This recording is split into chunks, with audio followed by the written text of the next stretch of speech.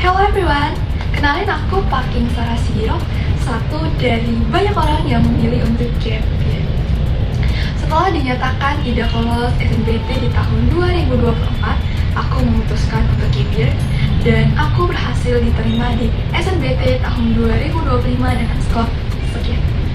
Di sini aku akan berbagi pengalaman menarik selama aku gap year dan 4 hal yang aku lakukan selama aku gap year sehingga aku bisa diterima di UTBK di tahun 2020. Yang pertama adalah siapin mental kalian. Kenapa? Karena akan banyak muncul pertanyaan, bahkan pernyataan mengenai perkuliahan kalian. Akan muncul pertanyaan, sekarang kuliah di mana? Ngambil jurusan apa? Apalagi ketika kita punya prestasi pas SMA, itu akan menjadi tolak ukur orang-orang untuk menilai kita. Nah, di sini kita akan merasa down atau tersayat-sayat dengan pertanyaan-pertanyaan itu, dan kita harus bisa meyakinkan mereka bahwasanya kegagalan kita ini bukan suatu puncak untuk masa depan kita, melainkan langkah awal menuju masa depan yang lebih indah. Mungkin kita akan tertinggal satu langkah dari teman-teman kita, tapi itu tidak menutup kemungkinan bahwa kesuksesan dia akan lebih baik dari kita. Jadi, kita harus berusaha untuk termotivasi atau meyakinkan diri kita sendiri, bahkan orang lain, supaya mereka juga paham tentang situasi itu. Aku sendiri, ketika aku mendengar banyak pertanyaan-pertanyaan itu, aku berusaha meyakinkan mereka bahwa pilihan ini adalah pilihan yang terbaik, pilihan yang mungkin tidak terlalu merugikan.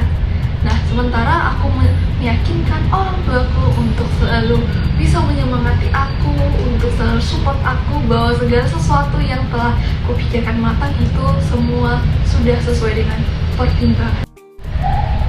Yang kedua yaitu tentukan tujuan selanjutnya.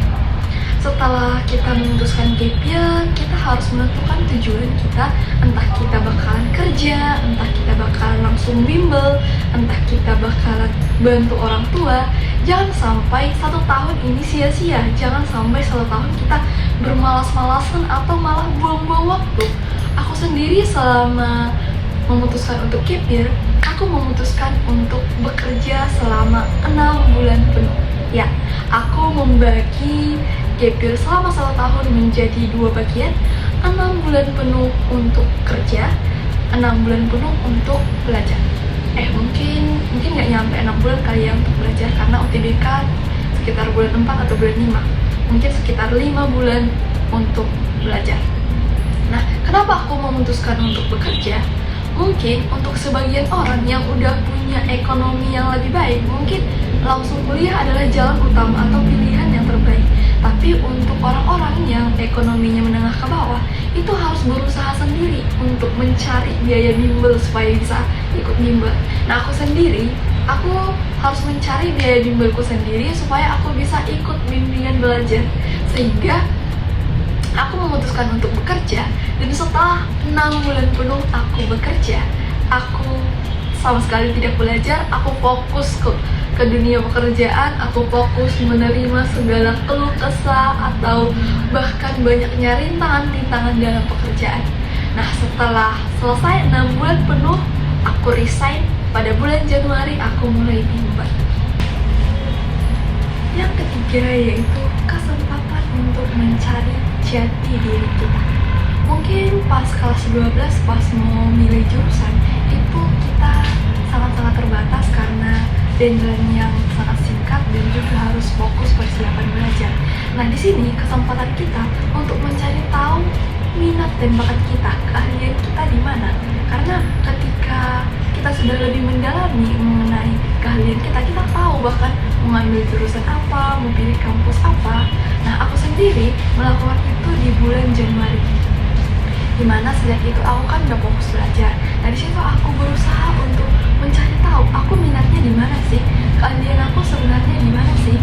Dan aku mulai mencari tahu lewat platform online atau lewat latihan-latihan soal, dan semua itu aku temukan setelah aku menggali informasi.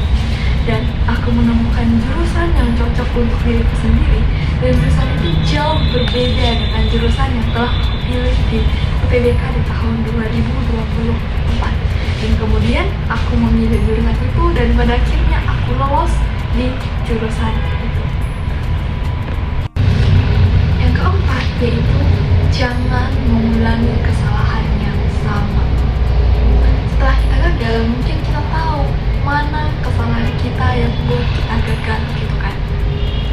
Nah, aku sendiri aku merasakan bahwa pada tahun 2024 itu aku terlalu fokus untuk belajar materi dan belajar dari satu sumber. Nah, itu menjadi awal atau masalah yang membawaku kepada kegagalan. Untuk adik-adik yang sedang berjuang untuk UTBK di tahun 2026, aku menyarankan jangan fokus untuk belajar materi, tapi perbanyak latihan soal dan beragam. Jangan hanya dari satu sumber, tapi dari sumber yang berbeda. Mungkin banyak gak sih tryout atau soal-soal gratis yang diberikan oleh platform-platform yang ada di Instagram. Nah, itu bisa kita ikuti. Itu bisa menjadi pondasi memperbanyak jenis latihan soal kita. Aku sendiri selama latihan soal itu bisa 50 sampai 100 soal per hari. Nah, itu aku terapkan selama 5 bulan penuh untuk bisa lolos di UTBK. Sekian video aku mengenai pengalaman dan 4 trik selama perjuangan gap year. Semoga bermanfaat. Dadah, selamat berjuang.